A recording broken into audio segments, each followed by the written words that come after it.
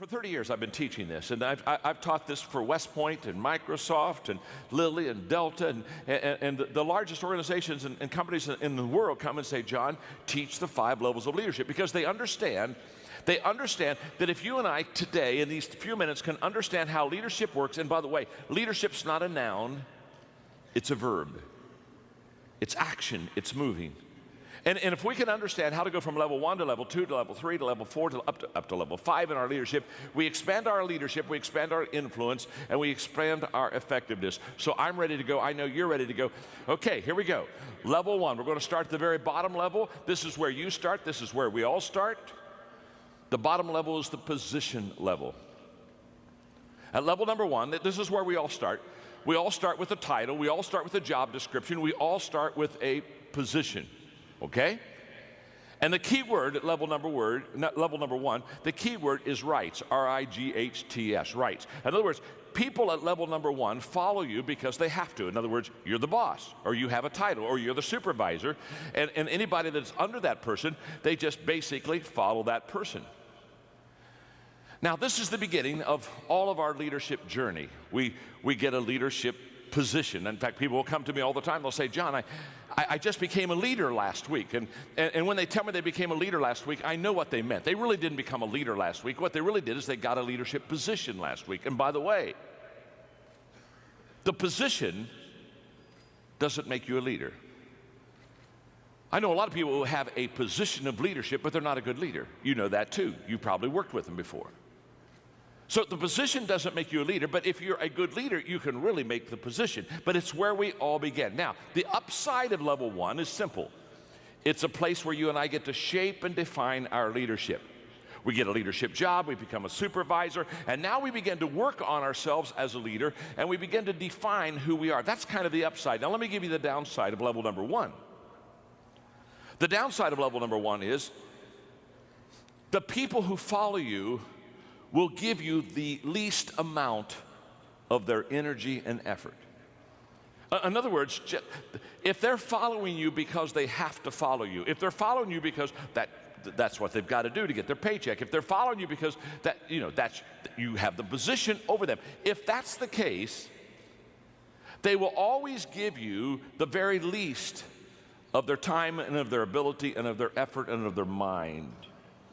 People don't like to have to follow people because they have to follow people.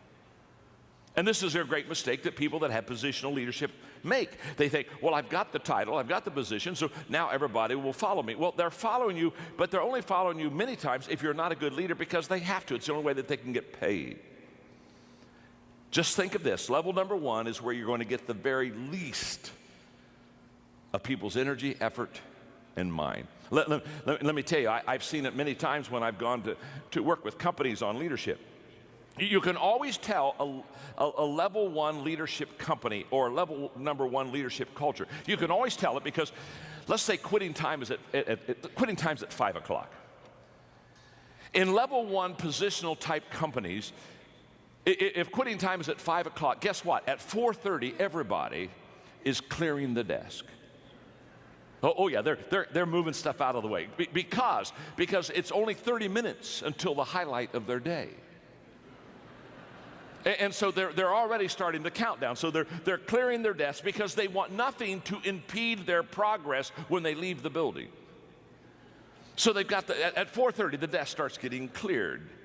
At 4:45 they get away from the desk and they go around and they go to the different cubicles and they're saying their goodbyes. And they're saying, boy, it was great to be with you today and had a good time and see you tomorrow. And they're doing all that kind of stuff because, again, at 5 o'clock, the big time, at 5 o'clock, they don't want to have to be encumbered by doing relationship stuff. They want to do that on company time. You understand that. At 4:50, they're going to the restroom. Of course.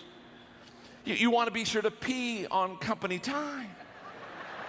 Of course, so they're over there in the restaurant. They're just, okay, now they got that done. And at 4:55, they're back at their desk, and they're changing shoes. They're changing their shoes. They're getting on track shoes. They're getting on, they got to get something, because at 4:57, they are in a starting position. They are counting down. And at 5 o'clock, Everybody's gone. I mean, everybody, you say, what do you mean everybody's gone? Everybody's gone. At 5 o'clock, they're all gone. I mean, you look around the office and they're gone. In fact, they're gone so fast, it startles you. And you run over to the window to look out in the parking lot, and you're totally shocked. All the cars are gone. And you ask yourself, how could people leave a building so fast without a fire drill? Let me explain. In positional companies, when people come and park in the morning, they're very careful how they park. They back their car. Yeah. They back their car in because they know at quitting time they want to be able to get a fast escape because now they're on their time. And I can promise you, you show me a positional company, a positional culture. You show me leaders that are positional in their thinking, and I will promise you every time, not all the time, every time, those people will constantly wonder, why am I not getting the best out of my people? Well, you're not getting the best out of your people because the only reason that people are following you is because you got a title. And they're going to give you very little energy. Now, the good news is you don't have to stay at level number 1. You can go to level number 2. So let's go to level number 2 as quickly as we can. The first level is the positional level. The key word there is rights. I get certain rights, so you've got to follow me. Level number 2 is the permission level. And at the permission level, the key word is relationships. And at this level, people now begin to follow you because they want to. Now, there's a world of difference between following somebody because you have to and following somebody because you want to. Now, what happened between levels 1 and 2? Well, what's happened is you've connected with your people. You've not only connected with them, but relationally, they like you and you like them, and you've got to know each other. And so now in this work environment, they're not following you just because you are a supervisor. They're following you because you do have a position. You are a supervisor, but you are a supervisor that people like. And I'm always amazed. Aren't you amazed? I'm always amazed at people that have leadership positions or responsibilities, and they're not likable. Do you know what I mean? They're just not likable. People don't care for them. It's tough being in the people business and not having people like you. It's tough. In fact, sometimes I see them and I just want to sit down with them and say, my name is John and I'm your friend. And I just want you to know, people don't like you. How many, oh, come on, let's just have some fun. How many of you have ever had somebody you worked for that you just didn't like? And no, wait, oh, that was close. Let me qualify this for you. Not in your present job situation. You understand? No. I know that is not happening where you are now. You are happy. But how many of you in another job at another time on another planet? Come on. All right, come on. How many of you ever had somebody you had to follow and they just weren't like, let's see the hands. Come on, let's get those hands. Uh-huh, absolutely. All right, there you are. All right, let me ask the real question. How many of you are seated beside that person right now?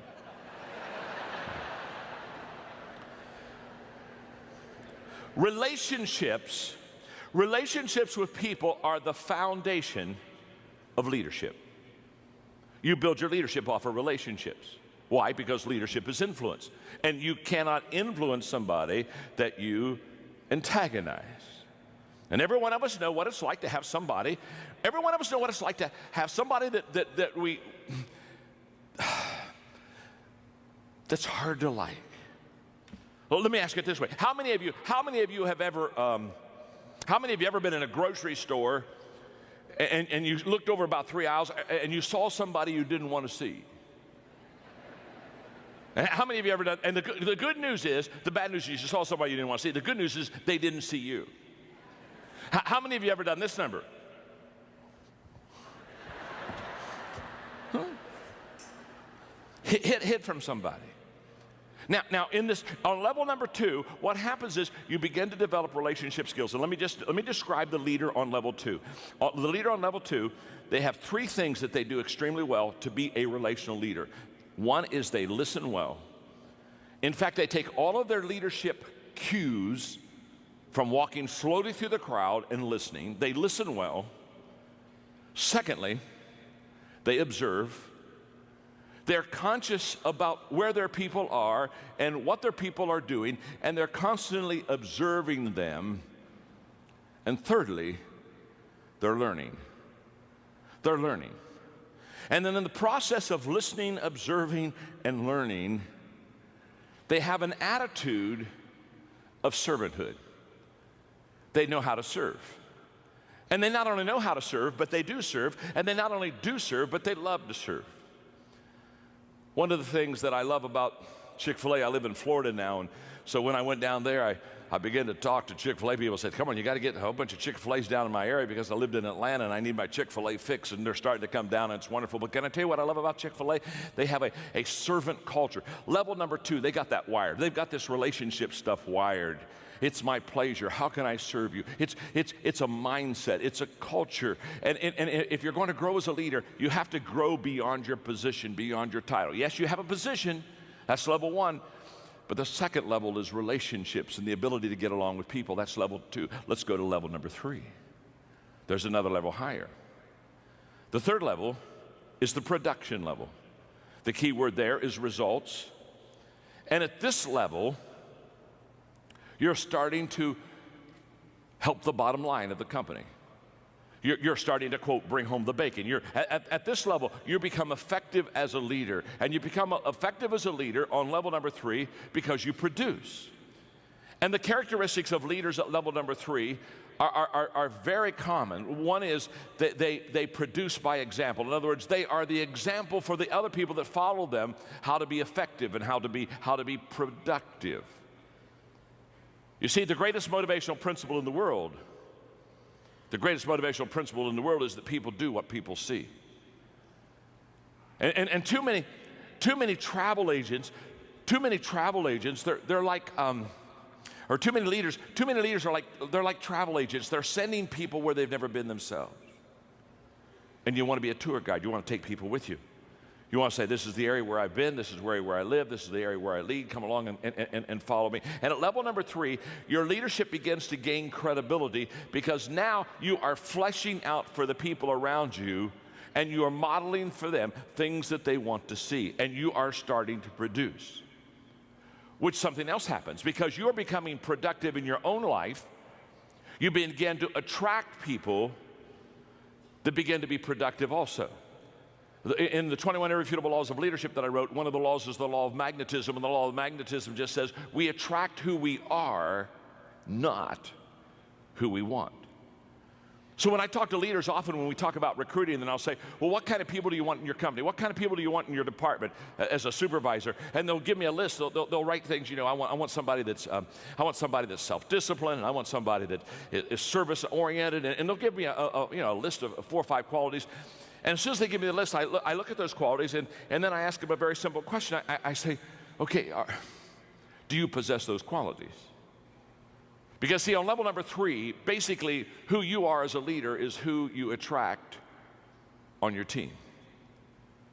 And at level number 2, or level number 3, what is wonderful is that at level number 3, when you start to produce, when you start to really develop, when you really start to grow things, you begin to get momentum. And momentum is a leader's best friend because momentum is the great exaggerator. And once you have momentum, all of a sudden things begin to look in such a better way, and it becomes easier to grow, and it becomes easier to lead. It's a wonderful thing.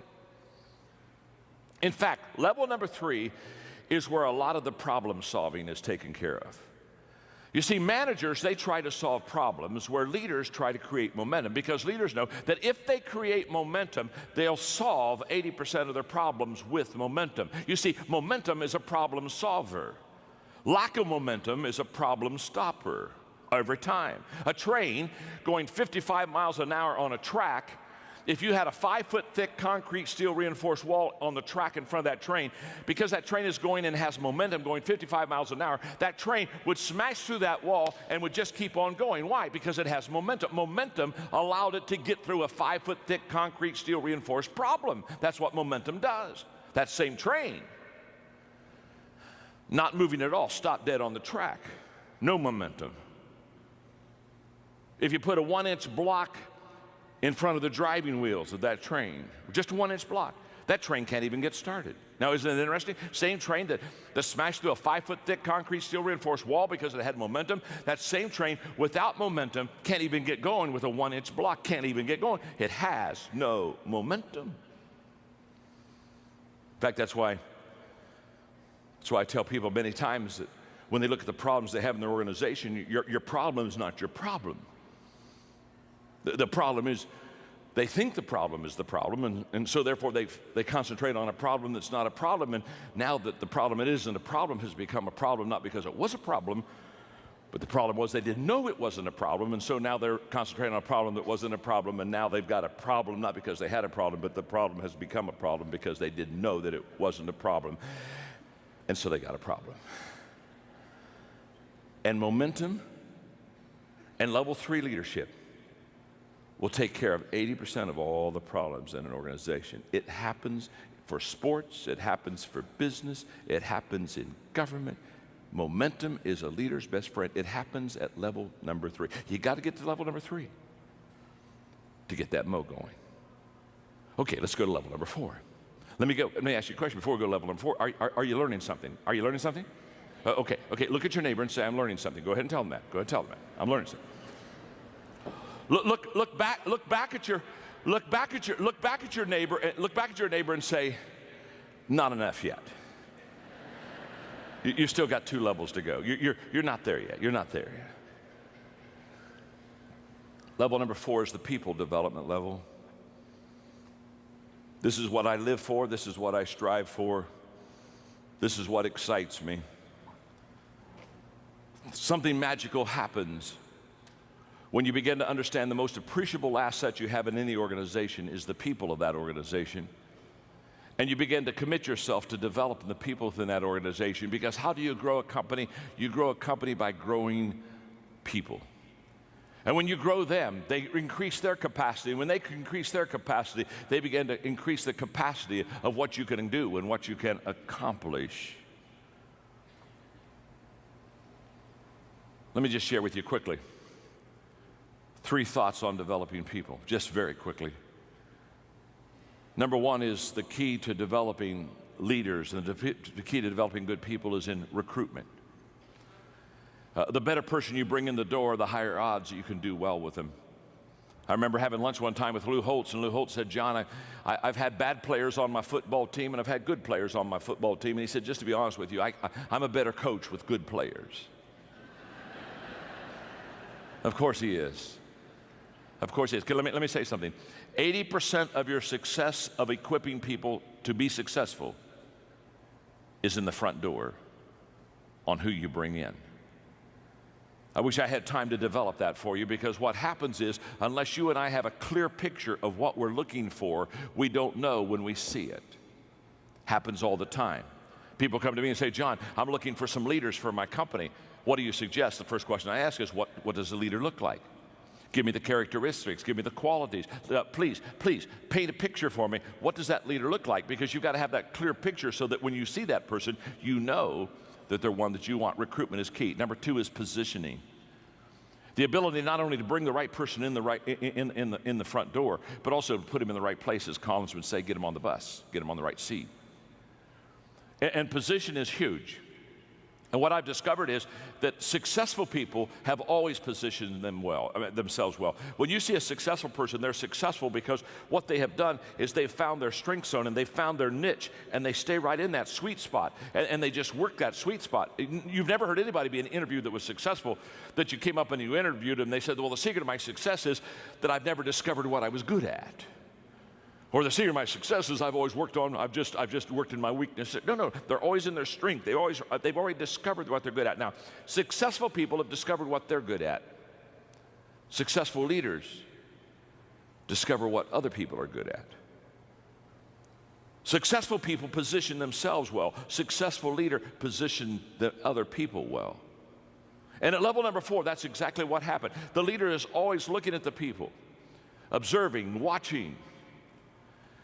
Just like last week, I went back to my first school. I graduated from Ohio Christian University in a little town in Circleville, Ohio, and it's a little school, and I go back every year and I give them a day to speak, and they get all the proceeds and keep the money. And so because I grew up in that town, I told one of my friends that played ball with me, Tim, I said, Tim, let the ball players, let the team know, let some of my high school kids know that I'm going to be in town, and let's have a dinner afterwards. And we had over 50 people came together. I hadn't seen many of my high school mates since I graduated from high school, clear back in 1965. And we had a wonderful time. We laughed and talked and told stories for 2 hours. And Coach Neff, our basketball coach, he came back. Hadn't seen him for years.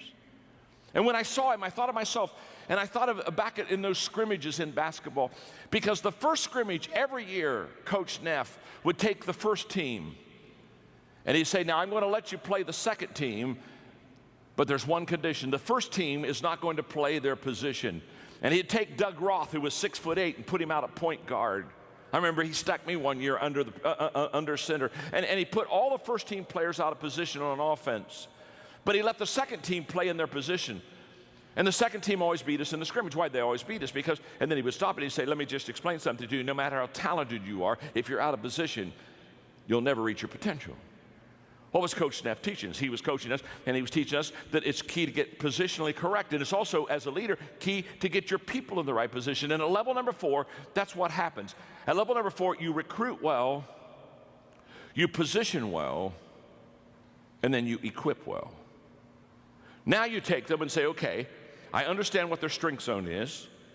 I understand what their giftedness is. Now I'm going to equip them. I'm going to come alongside of them, and I'm going to develop them, and I'm going to train them.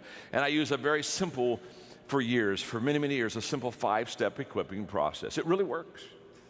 Step 1, I do it. It's that simple. You can't teach somebody what you can't do yourself.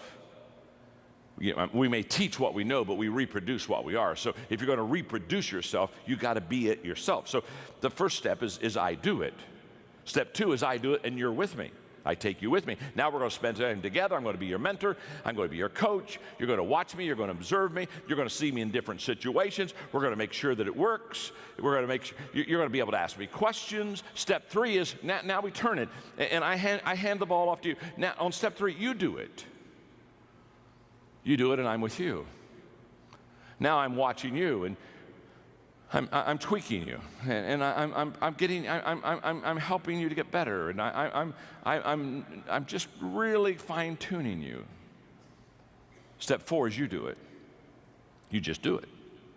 You don't need me anymore. You know how to do it, and you do it, and you do it well.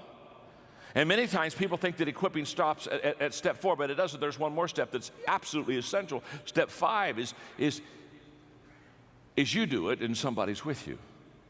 You've never really trained and equipped somebody until they can multiply themselves. That's where all compounding is. That's where all compounding of time, money, influence, the whole process. Compounding begins when you can train somebody who has trained somebody. I know that well because 14 years ago I started a nonprofit organization called Equip that is now the largest leadership organization in the world, and we've trained and equipped over 3 million people in 154 countries. And the key to that is we don't train anybody unless they make a commitment to train somebody else. It has to continue to go on. That's level number 4. It's a beautiful level to be on. It's the level where you develop people. Now there's one more level. That's level number 5. The pinnacle level. The pinnacle level, the key word there is respect. You've done it so well with so many for so long that people just absolutely follow you. They follow you because of who you are, the qualities you have in your life. They follow you because of what you have done. And there's a great amount of respect. And it takes a long time to get to level number 5. Most of us aren't there. All of us would probably like to be there, but it's a lifelong journey. And what I want you to understand about the 5 levels is that's exactly what leadership is. Leadership is an always ongoing, always learning, growing process. Okay, let me ask you a question. You've got the 5 levels there, and you can see them, and you can see how each one kind of leads into the next one. And probably the question you've asked yourself now by this time, because you're a sharp crowd, you've asked yourself, wonder what level I'm on. Am I on level 1, or am I on level 3? Am I on level 4? You've already done that. I know you have. That's what I would be doing if I'd be sitting there. I'd be saying, okay, where are you, Maxwell? And if you ask that question and you kind of go deep in that question, you're going to get a little frustrated, because you know what you're going to discover? You're going to discover that you're not on the same level with everybody. That with somebody, you're maybe on level 2. With somebody else, you may be on level 4. Isn't that true? If somebody new came in the company, you're on level 1 with them. And what you're going to discover is that you're on different levels with different people. Now, I wish I had an hour to teach this whole process, but here's what I want you to understand. Here's your assignment, very simple. Take the people that you lead, put their names down, and ask yourself a simple question. What level am I on with that person? Do your best to kind of put a number there, and I know it can kind of bleed together, so it's not quite an exact science, but do your best shot, because after you know what level you're on with each one of your people, then you're going to know specifically how to lead them. Now, here's the key. Whenever you try to cast vision with people in your organization, in your department, they don't see you based upon who you are as a person or as a leader. They see you through the 5 levels grid. And a person on level 1, when you talk about a vision, a person on level 1 sees you entirely different than a person on level number 4. The commitment level is much higher the higher you go with your people.